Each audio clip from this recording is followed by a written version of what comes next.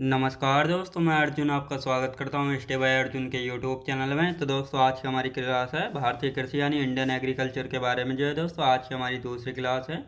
तो दोस्तों, वीडियो को अंत तक जरूर देखना ताकि सभी क्वेश्चन जो है आपको आसानी से याद हो जाएं। साथ ही दोस्तों, अगर आप हमारे चैनल पर पहली बार आएँ तो हमारे चैनल को भी सब्सक्राइब कर लीजिएगा, साथ ही बेल आइकन को प्रेस कर लीजिएगा ताकि हमारे आने वाले वीडियो का नोटिफिकेशन जो है आप तक पहुँचता रहे। चलिए दोस्तों, वीडियो को स्टार्ट करते हैं।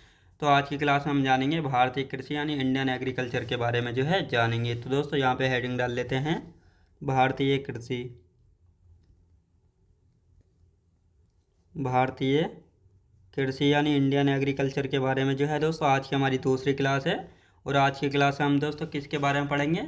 सभी क्रांतियों के बारे में पढ़ेंगे। साथ ही दोस्तों शिफ्टिंग एग्रीकल्चर के बारे में पढ़ेंगे, ये क्या होती है, किन अलग अलग राज्यों में इसको किन अलग अलग नामों से जो है जाना जाता है। साथ ही दोस्तों कुछ बोर्ड हैं तो उनके बारे में जानेंगे, और साथ ही दोस्तों नलकूपों के बारे में जो है जानेंगे। तो आज की क्लास में अब सबसे पहले हम जानेंगे दोस्तों क्रांतियों के बारे में, कौन सी क्रांति जो है किससे संबंधित है। तो यहाँ पे एक तरफ लिख लेते हैं क्रांति और एक तरफ लिखेंगे उत्पादन, यानी कौन सी क्रांति किसके उत्पादन से संबंधित है। तो दोस्तों अक्सर यहाँ से क्वेश्चन जो है पूछ लेता है। तो दोस्तों अब यहाँ पे हम बात करने वाले हैं, जैसे यहाँ पे हम बात करेंगे दोस्तों काली क्रांति। काली क्रांति पेट्रोलियम से संबंधित है। नीली क्रांति दोस्तों मछली पालन से। भूरी क्रांति चमड़ा या कोको उत्पादन से। तो इस प्रकार इन सभी को यहाँ पे हम कर लेते हैं। तो लिखना स्टार्ट करते हैं एक एक करके। नीली क्रांति।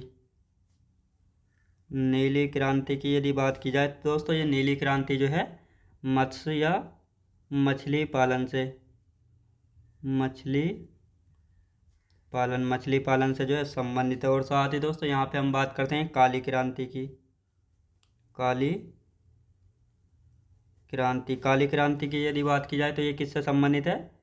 पेट्रोलियम से संबंधित है। किससे दोस्तों? पेट्रोलियम से संबंधित है काली क्रांति। अब यहाँ पे हम बात करने वाले हैं दोस्तों गोल्डन फाइबर क्रांति। गोल्डन फाइबर क्रांति। गोल्डन फाइबर क्रांति की यहाँ पे हम बात करने वाले हैं। तो ये किससे संबंधित है? गोल्डन फाइबर क्रांति जूट उत्पादन से संबंधित है। किससे दोस्तों? जूट उत्पादन से संबंधित है। और साथ ही दोस्तों यहाँ पे हम बात करने वाले हैं भूरी क्रांति। भूरी क्रांति। भूरी क्रांति की यदि बात की जाए तो ये भूरी क्रांति जो है दोस्तों चमड़ा या कोको उत्पादन से संबंधित है। चमड़ा या कोको उत्पादन से, कोको उत्पादन से जो है संबंधित है। तो ये आपको अच्छे से याद रखना। अब आते हैं दोस्तों यहाँ पे स्वर्णिम या गोल्ड क्रांति। स्वर्णिम या गोल्ड क्रांति। स्वर्णिम या गोल्ड क्रांति की यदि बात की जाए तो ये किससे संबंधित है? तो दोस्तों ये बागवानी या शहद उत्पादन से संबंधित है। बागवानी या शहद उत्पादन से संबंधित है। और साथ ही दोस्तों यहाँ पे अब हम बात करेंगे हरित क्रांति की। हरित क्रांति। हरित क्रांति की यदि बात की जाए तो ये खाद्यान्न उत्पादन से संबंधित है। किससे दोस्तों? खाद्यान्न उत्पादन से, खाद्यान्न उत्पादन से जो है संबंधित है। तो ये आपको अच्छे से याद रखना है। अब दोस्तों यहाँ पे हम बात करेंगे गृह क्रांति की। गृह क्रांति। गृह क्रांति। तो ये गृह क्रांति जो है संबंधित है, किससे संबंधित है? तो ये दोस्तों उर्वरक उत्पादन से, उर्वरक उत्पादन से संबंधित है। और साथ ही दोस्तों यहाँ पे हम बात करने वाले हैं गुलाबी क्रांति की। गुलाबी क्रांति। गुलाबी क्रांति की यदि बात करते हैं तो ये गुलाबी क्रांति जो है प्याज और झींगा उत्पादन से संबंधित है। याद रखें दोस्तों, प्याज और झींगा से संबंधित है गुलाबी क्रांति। यहाँ पे हम बात करेंगे लाल क्रांति की। लाल क्रांति। लाल क्रांति दोस्तों मांस और टमाटर से संबंधित है। मांस एवं टमाटर से संबंधित है। किससे दोस्तों? टमाटर से जो है संबंधित है। तो ये आपको याद रखना है। अब दोस्तों यहाँ पे हम बात करते हैं गोल क्रांति की। गोल क्रांति की यदि बात की जाए तो ये आलू उत्पादन से संबंधित है। किससे दोस्तों? आलू उत्पादन से संबंधित है गोल क्रांति। किससे दोस्तों? आलू उत्पादन से। अब दोस्तों यहाँ पे हम बात करेंगे सिल्वर फाइबर क्रांति। सिल्वर फाइबर क्रांति, सिल्वर फाइबर क्रांति की यहाँ पे हम बात करने वाले हैं। तो ये सिल्वर फाइबर क्रांति जो है कपास उत्पादन से संबंधित है। किससे दोस्तों? कपास उत्पादन से। किससे? कपास उत्पादन से जो है संबंधित है। और साथ ही दोस्तों यहाँ पे हम बात करते हैं रजत क्रांति के बारे में। तो ये रजत क्रांति की यहाँ पे हम बात करने वाले हैं। रजत क्रांति, रजत क्रांति किससे संबंधित है? तो ये अंडा एवं कुक्कुट पालन से संबंधित है। अंडा एवं कुक्कुट पालन से संबंधित है। और ये कुक्कुट पालन क्या होता है? पोल्ट्री फार्म, आपको याद रखना है। अब दोस्तों यहाँ पे हम बात करेंगे श्वेत क्रांति की। श्वेत क्रांति, श्वेत क्रांति जो कि दूध उत्पादन से संबंधित है। लिखेंगे दोस्तों, दूध उत्पादन से संबंधित है श्वेत क्रांति। किससे? दूध उत्पादन से जो है संबंधित है। और साथ ही दोस्तों यहाँ पे हम बात करते हैं पीली क्रांति। पीली क्रांति, पीली क्रांति की यदि बात की जाए तो ये तिलहन उत्पादन से संबंधित है, यानी जो तिल वाली फसलें हैं उनसे संबंधित है पीली क्रांति, यानी तिलहन उत्पादन से। ये आपको अच्छे से याद रखना है। अब दोस्तों यहाँ पे हम बात करते हैं हरित स्वर्ण क्रांति के बारे में। हरित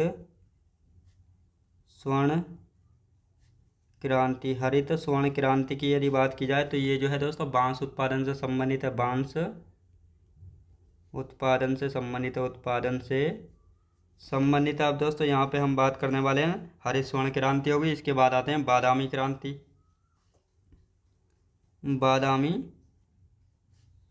बादामी क्रांति की यहाँ पे हम बात करेंगे। तो ये बादामी क्रांति किससे संबंधित है? बादामी क्रांति दोस्तों मसाला उत्पादन से संबंधित है। किससे? मसाला उत्पादन से संबंधित होती है बादामी क्रांति। और साथ ही दोस्तों यहाँ पे हम बात करेंगे इस मसाला उत्पादन का बोर्ड कहाँ पर पड़ता है। तो इसके बोर्ड की यदि बात की जाए तो कोचीन केरल में। कहाँ पे दोस्तों? कोचीन केरल में जो है पड़ता है। तो ये आपको अच्छे से याद रखना है। अब दोस्तों यहाँ पे हम बात करेंगे श्वेत क्रांति के बारे में, अच्छे से समझ लेते हैं। तो दोस्तों यहाँ पे हेडिंग डालेंगे श्वेत क्रांति। श्वेत क्रांति, श्वेत क्रांति की यदि बात की जाए तो ये जो है दूध उत्पादन बढ़ाने से संबंधित है। और साथ ही भारत में जो है श्वेत क्रांति यानी इसके जनक या फादर कौन है? डॉक्टर वर्गीज कुरियन है। और साथ ही इनको अमूल का संस्थापक भी जो है माना जाता है। राष्ट्रीय डेयरी विकास बोर्ड की स्थापना की यदि बात की जाए तो 1965 में जो है राष्ट्रीय डेयरी विकास बोर्ड की स्थापना हुई थी। और साथ ही राष्ट्रीय डेयरी अनुसंधान संस्थान कहाँ पे पड़ता है? करनाल हरियाणा में जो है पड़ता है। तो इन सारे पॉइंटों को लिख लेते हैं। लिखेंगे दूध उत्पादन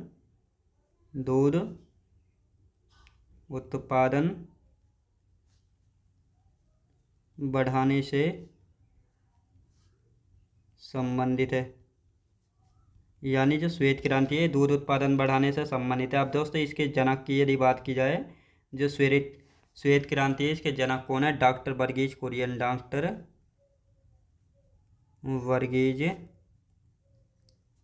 डॉक्टर वर्गीज कुरियन की यदि बात की जाए तो ये कौन है? ये श्वेत क्रांति के जनक है। और साथ ही दोस्तों डॉक्टर वर्गीज कुरियन को अमूल का संस्थापक माना जाता है। किसका दोस्तों? अमूल का संस्थापक माना जाता है। संस्थापक जो है इनको माना जाता है। तो ये आपको अच्छे से याद रखना है। अब यहाँ पे हम बात करेंगे राष्ट्रीय डेयरी विकास बोर्ड की। राष्ट्रीय डेयरी विकास बोर्ड,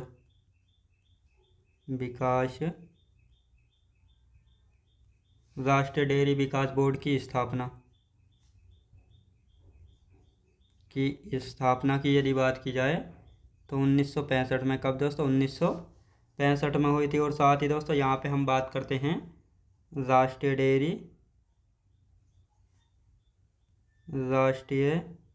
डेयरी अनुसंधान संस्थान कहाँ पे है? करनाल हरियाणा में। करनाल हरियाणा में है। और स्थापना की बात की जाए तो 1965 में। याद रखेंगे। अब दोस्तों यहाँ पे हम बात करेंगे हरित क्रांति के बारे में, जान लेते हैं। तो लिखेंगे दोस्तों यहाँ पे किसके बारे में? हरित क्रांति के बारे में लिख लेते हैं। हरित क्रांति की यदि बात की जाए दोस्तों, हरित क्रांति की, तो ये खाद्यान्न उत्पादन से संबंधित है। किससे? खाद्यान्न उत्पादन से जो है खाद्यान्न उत्पादन से जो है संबंधित है। और साथ ही दोस्तों यहाँ पे अब बात करेंगे जो हरित क्रांति है इसकी शुरुआत कब हुई थी। शुरुआत मतलब ये स्टार्ट कहाँ से हुई थी, तो स्टार्ट हुई थी दोस्तों मैक्सिको से। कहाँ से? मैक्सिको से जो है, मैक्सिको से स्टार्ट हुई थी। और साथ ही दोस्तों हरित क्रांति शब्द का प्रयोग सबसे पहले किसने किया था? विलियम गॉड ने किया था। किसके द्वारा? विलियम गॉड के द्वारा किया गया था, डॉक्टर विलियम गॉड के द्वारा। विलियम गॉड के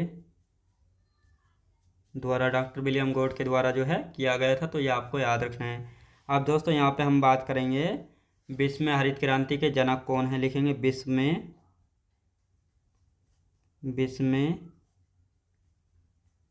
हरित क्रांति के जनक, विश्व में जो है हरित क्रांति के जनक कौन है? Doctor Norman Borlaug. Doctor Norman Borlaug, याद रखें दोस्तों, डॉक्टर नॉर्मन बोरलॉग जो है ये हरित क्रांति के जनक है विश्व में। और साथ ही दोस्तों इनको जो है 1970 में शांति का नोबेल पुरस्कार मिला था। 1970 में शांति का नोबेल पुरस्कार मिला। याद रखें दोस्तों, शांति के क्षेत्र में जो है इनको नोबेल पुरस्कार जो है मिला था। अब दोस्तों यहाँ पे हम बात करेंगे भारत में हरित क्रांति के जनक कौन हैं। भारत में हरित क्रांति के जनक, हरित क्रांति के जनक भारत में जो है हरित क्रांति के जनक कौन है? Doctor M S Swaminathan. Doctor M S Swaminathan, तो डॉक्टर एम एस स्वामीनाथन जो है भारत में हरित क्रांति के जनक है। और साथ ही दोस्तों भारत में जो है हरित क्रांति का प्रभाव कहाँ पे देखने मिला है? पंजाब हरियाणा व पश्चिमी उत्तर प्रदेश। पंजाब हरियाणा व पश्चिमी उत्तर प्रदेश या पश्चिमी यूपी में जो है हरित क्रांति का प्रभाव देखने को मिला है। दोस्तों अब इसका रिवीजन कर लेते हैं, इसके बाद स्थानांतरित कृषि देखेंगे, फिर कुछ बोर्ड पढ़ते हैं उनके बारे में देख लेंगे। तो दोस्तों यहाँ पे हम बात करते हैं जैसे हरित क्रांति की यदि बात की जाए खाद्यान्न उत्पादन से संबंधित है, तो यहाँ पे हम बात करेंगे नीली क्रांति। नीली क्रांति दोस्तों मत्स्य या मछली पालन उत्पादन से संबंधित है। काली क्रांति दोस्तों पेट्रोलियम उत्पादन से संबंधित है। गोल्डन फाइबर क्रांति की यहाँ पे बात करते हैं जूट उत्पादन से। भूरी क्रांति जो है चमड़ा या कोको उत्पादन से। स्वर्णिम या गोल्ड क्रांति बागवानी या शहद उत्पादन से जो है संबंधित है। साथ ही दोस्तों हरित क्रांति आपको पता ही होना चाहिए, हरित क्रांति जो है खाद्यान्न उत्पादन से संबंधित है। ग्रे क्रांति उर्वरक उत्पादन से। साथ ही गुलाबी क्रांति प्याज और झींगा उत्पादन से। लाल क्रांति की बात करेंगे मांस और टमाटर से। गोल क्रांति आलू उत्पादन से संबंधित है। और यहाँ पे सिल्वर फाइबर क्रांति की बात करते हैं तो ये कपास उत्पादन से संबंधित है, सिल्वर फाइबर क्रांति। रजत क्रांति दोस्तों, रजत क्रांति जो है अंडा एवं कुक्कुट पालन से, मतलब कुक्कुट पालन यानी पोल्ट्री फार्म। श्वेत क्रांति की बात करते हैं तो ये दूध उत्पादन से संबंधित है, श्वेत क्रांति। पीली क्रांति तिलहन उत्पादन से संबंधित है। हरित स्वर्ण क्रांति बांस उत्पादन से। साथ ही बादामी क्रांति जो है मसाला उत्पादन से संबंधित है। किससे दोस्तों? मसाला उत्पादन से संबंधित है। अब दोस्तों यहाँ पे हम बात करेंगे श्वेत क्रांति। श्वेत क्रांति की यदि बात की जाए तो ये जो है दूध उत्पादन बढ़ाने से संबंधित है, श्वेत क्रांति। लेकिन इसके भारत में जनक यानी फादर कौन है? डॉक्टर वर्गीज कुरियन हैं। और इनको जो है अमूल का संस्थापक भी जो है माना जाता है। राष्ट्रीय डेयरी विकास बोर्ड की स्थापना 1965 में हुई थी, लेकिन राष्ट्रीय डेयरी अनुसंधान संस्थान कहाँ पे? करनाल हरियाणा में जो है स्थित है। कहाँ पे? करनाल हरियाणा में। साथ ही हरित क्रांति की यदि बात की जाए तो ये खाद्यान्न उत्पादन से संबंधित है। इसकी शुरुआत यानी ये स्टार्ट कहाँ से हुई थी? मैक्सिको से ये स्टार्ट हुई थी। और सबसे पहले हरित क्रांति शब्द का प्रयोग डॉक्टर विलियम गॉड के द्वारा किया गया था। अब यहाँ पे बात करते हैं विश्व में जो है हरित क्रांति के फादर कौन है यानी जनक कौन है? डॉक्टर नॉर्मन बोरलॉग हैं। और इनको जो है 1970 में शांति का नोबेल पुरस्कार जो है मिला था। साथ ही दोस्तों भारत में हरित क्रांति के जनक कौन है? विश्व में कौन है? Doctor Norman Borlaug. लेकिन भारत में हरित क्रांति के जनक कौन है? डॉक्टर एम एस स्वामीनाथन हैं। और साथ ही भारत में जो है हरित क्रांति का प्रभाव देखने को मिला है पंजाब हरियाणा और पश्चिमी यूपी में, तो ये आपको अच्छे से याद रखना है। अब दोस्तों कुछ बोर्ड और उनके हेडक्वार्टर देख लेते हैं। तो 2-4 ही हैं, इनको हम देख लेते हैं यहाँ पे। तो इधर लिख लेते हैं बोर्ड और इधर लिख लेते हैं मुख्यालय। जैसे हम बात करते हैं दोस्तों किसके मुख्यालय की बात करेंगे, सबसे पहले हम तो दोस्तों यहाँ पे हम बात करते हैं चाय का मुख्यालय देखेंगे। तो सबसे पहले दोस्तों किसका मुख्यालय देख लेते हैं, यहाँ पे हम देखेंगे सबसे पहले मसाला बोर्ड देख लेते हैं, मसाला बोर्ड। तो मसाला बोर्ड की यदि बात की जाए तो मसाला बोर्ड का कहाँ पे है, कोचीन केरल में। याद रखें दोस्तों, कोचीन केरल में जो है मसाला बोर्ड का क्या है, मसाला बोर्ड का हेडक्वार्टर। और साथ ही दोस्तों यहाँ पे हम बात करेंगे रबर बोर्ड की। रबर बोर्ड की यदि बात की जाए तो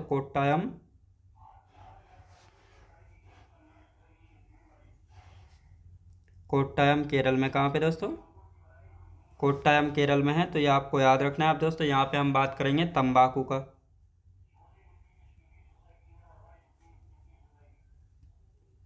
तंबाकू बोर्ड की यदि बात की जाए तो ये गुंटूर आंध्र प्रदेश में। कहाँ पे दोस्तों, गुंटूर आंध्र प्रदेश में। कहाँ पे दोस्तों, गुंटूर आंध्र प्रदेश में पड़ता है। किसका मुख्यालय, तंबाकू बोर्ड का। लेकिन अब दोस्तों इसका नया नाम रख दिया गया है। तो इसका नया नाम की यदि बात की जाए तो नया नाम क्या है, इसका नया नाम देख लेते हैं हम। यहाँ पे राष्ट्रीय वाणिज्यिक कृषि अनुसंधान संस्थान लिखेंगे। राष्ट्रीय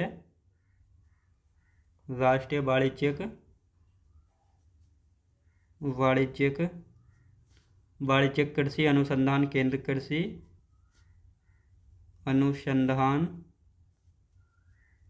अनुसंधान संस्थान।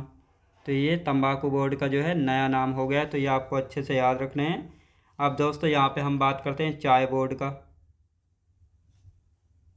चाय बोर्ड की यदि बात की जाए दोस्तों, चाय बोर्ड का कोलकाता में, यानी जो मुख्य हेडक्वार्टर है वह कहाँ पर है, कोलकाता में। कहाँ पे दोस्तों, कोलकाता में है। और ये कोलकाता कहाँ पे पड़ता है, वेस्ट बंगाल में। लेकिन इसकी 2 शाखाएं और हैं। कौन कौन सी, एक तो असम के जोरहाट में है, असम के जोरहाट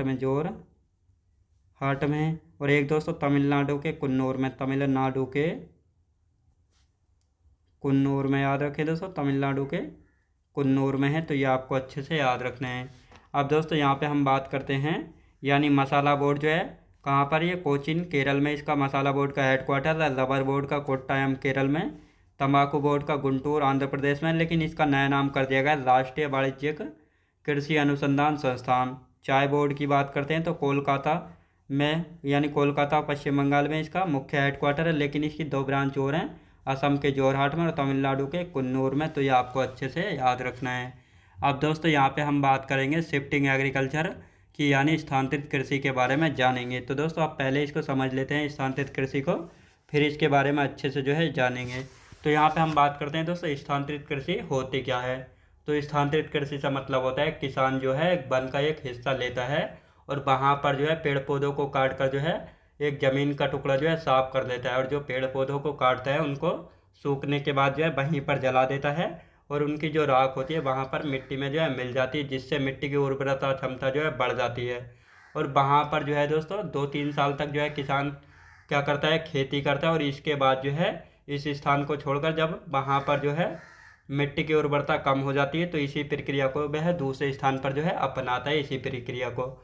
तो इसको जो है दोस्तों स्थानांतरित कृषि यानी शिफ्टिंग एग्रीकल्चर जो है कहा जाता है। और अब इस कृषि को यानी स्थानांतरित कृषि को जो है अलग अलग राज्यों में अलग अलग नामों से जो है जाना जाता है। तो जहाँ से जो है क्वेश्चन बनते हैं, जैसे मणिपुर में इसको पामलू के नाम से याद रखें दोस्तों, पामलू के नाम से जाना जाता है। आंध्र प्रदेश में पोंडू या पेंडा के नाम से जाना जाता है। तो इस प्रकार यहाँ से क्वेश्चन बनते हैं। तो हेडिंग डाल लेते हैं यहाँ पे स्थानांतरित कृषि। स्थानांतरित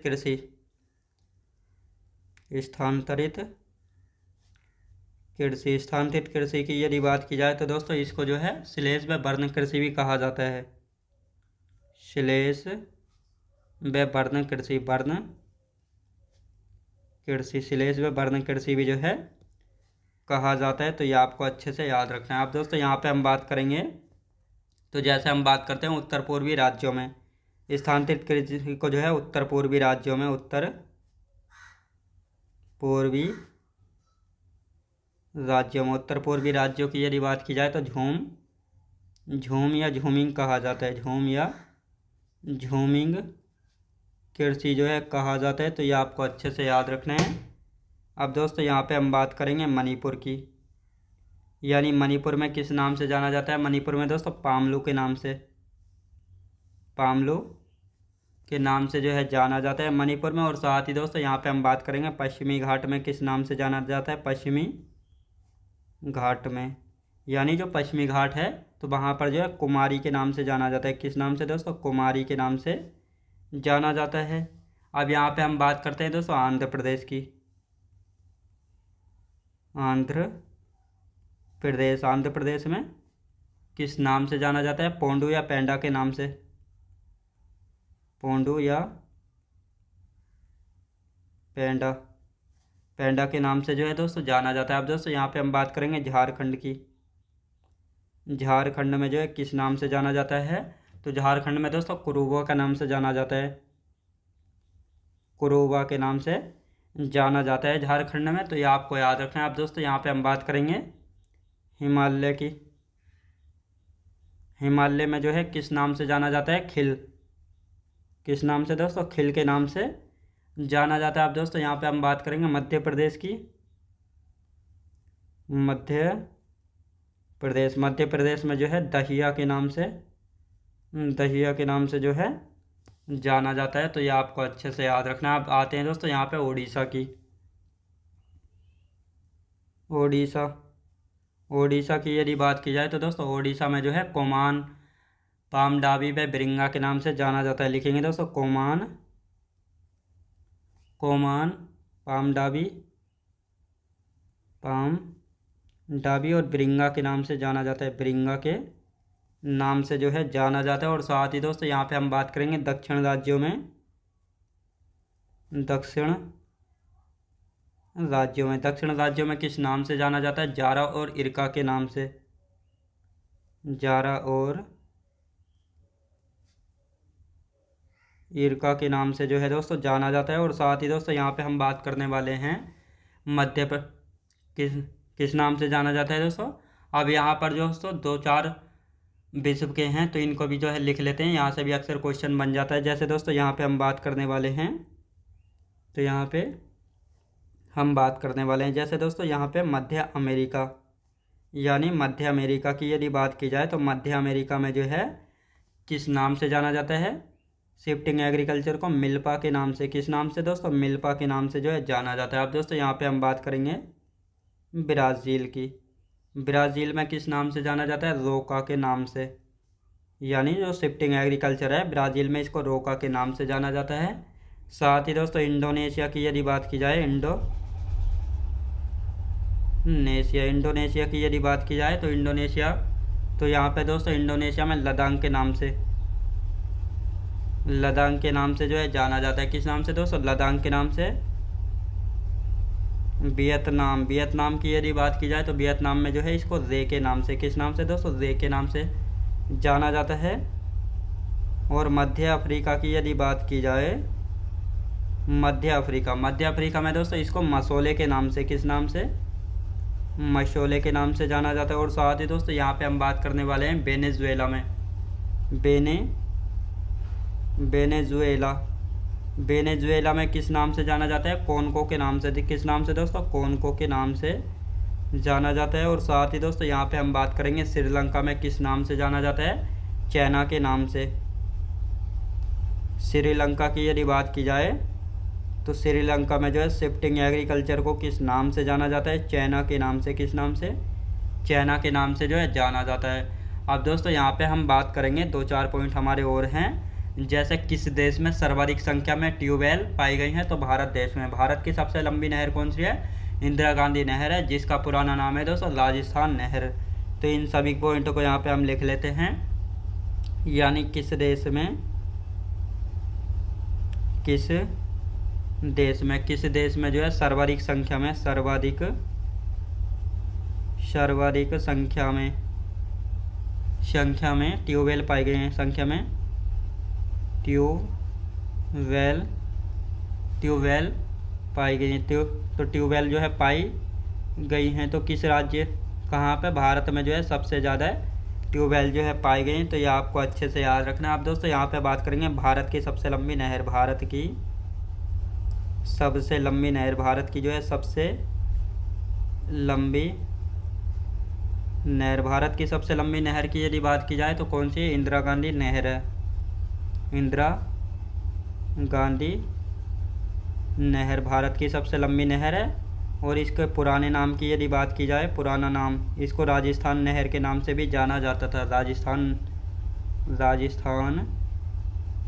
नहर, राजस्थान नहर के नाम से दोस्तों इसको जाना गया था। और साथ ही दोस्तों यहाँ पे हम बात करेंगे शारदा नहर की। शारदा नहर, शारदा नहर कहाँ पे है? तो ये यूपी यानी उत्तर प्रदेश में पड़ती है। शारदा नहर कहाँ पे? उत्तर प्रदेश में जो है पड़ती है। अब दोस्तों यहाँ पे हम बात करेंगे कुओं नलकूपों के बाद भारत में सिंचाई का सबसे बड़ा साधन क्या है? नहरें हैं। लिखेंगे दोस्तों कुओं और नलकूपों के बाद नलकूपों के बाद भारत में सिंचाई का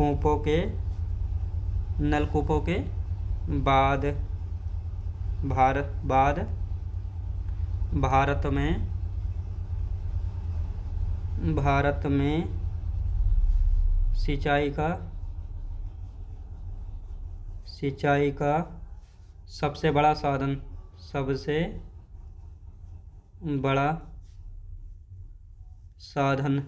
क्या है दोस्तों? नहरें हैं। क्या?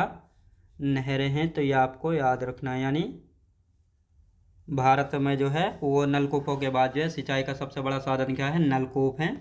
नलकूपों के बाद नहरें। तो ये हमारा टॉपिक कंप्लीट होता है कृषि का। तो ये आपको अच्छे से पता होना चाहिए। हमारा टॉपिक जो है कंप्लीट हो गया और कल को एक नया टॉपिक के शुरू करेंगे। तो अब इसका रिवीजन कर लेते हैं यहाँ पे। तो दोस्तों यहाँ पे हम बात करेंगे स्थानांतरित कृषि। इसको जो है स्लैश एंड बर्न कृषि भी कहा जाता है। जो उत्तर पूर्वी राज्य हैं उनमें जो है झूम या झूमिंग कृषि इसको कहा जाता है। शिफ्टिंग एग्रीकल्चर यानी स्थानांतरित कृषि को। साथ ही मणिपुर में पामलो के नाम से, पश्चिमी घाट में कुमारी के नाम से, आंध्र प्रदेश में पोंडू या पेंडा के नाम से इसको जाना जाता है। झारखंड में कुरुबा के नाम से, हिमालय में खिल के नाम से, मध्य प्रदेश में जो है दहिया के नाम से, उड़ीसा में दोस्तों कोमान, पामडावी और बिरंगा के नाम से। साथ ही दक्षिण राज्यों में जारा और इरका के नाम से जो है जाना जाता है। मध्य अमेरिका की बात करेंगे मिल्पा के नाम से, ब्राज़ील में रोका के नाम से, इंडोनेशिया में लदांग के नाम से, वियतनाम में रेग के नाम से, मध्य अफ्रीका में मशोले, वेनेजुएला में कोनको कहा जाता है इसको, और श्रीलंका में चैना के नाम से कहा जाता है स्थानांतरित कृषि को। अब किस देश में जो है सर्वाधिक संख्या में ट्यूबवेल पाई गई हैं? तो भारत देश में जो है सर्वाधिक संख्या में ट्यूबवेल पाई गई हैं। भारत की सबसे लंबी नहर कौन सी? इंदिरा गांधी नहर है, जो कि दोस्तों इसका पुराना नाम राजस्थान नहर के नाम से भी इसको जाना जाता है। शारदा नहर की बात की जाए तो ये उत्तर प्रदेश में है। साथ ही दोस्तों कुओं नलकूपों के बाद भारत में सिंचाई का सबसे बड़ा साधन क्या है? नहरें हैं। क्या है दोस्तों? नहरें। तो ये आपको अच्छे से याद होना चाहिए। तो दोस्तों ये हमारा टॉपिक कंप्लीट हो चुका है। अब आज की हमारी क्लास यहीं तक रहेगी और कल की क्लास में एक नया टॉपिक हम शुरू करेंगे। तो दोस्तों मैं उम्मीद करता हूँ आपको वीडियो क्वालिटी, कंटेंट वगैरह सभी कुछ आपको पसंद आया होगा। पसंद आया तो लाइक से और सब्सक्राइब करना बिल्कुल भी ना भूलें। साथ ही दोस्तों अगर आप हमारे चैनल पर पहली बार आएँ तो हमारे चैनल को भी सब्सक्राइब कर लीजिएगा। साथ ही बेल आइकन को प्रेस कर लीजिएगा ताकि हमारे आने वाले वीडियो का नोटिफिकेशन जो है आप तक पहुँचता रहे। चलिए दोस्तों मिलते हैं नेक्स्ट वीडियोज़ में।